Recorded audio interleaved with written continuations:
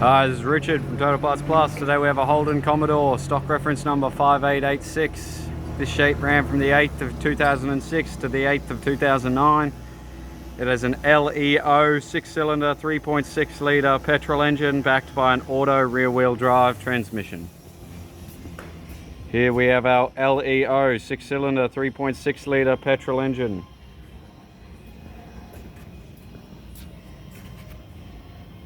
Left front wheel, factory alloy mag, 18-inch rim, good tyre. Left front door, no dents. Left rear door, 1 dent, good private. Left rear wheel, factory alloy mag, 18-inch rim, good tyre. Left hand tail light. Boot lid, 2 dents.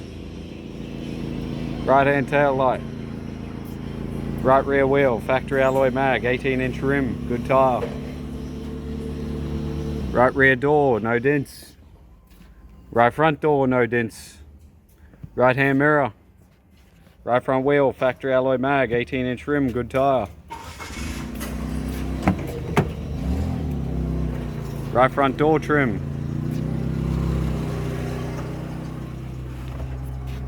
Center console.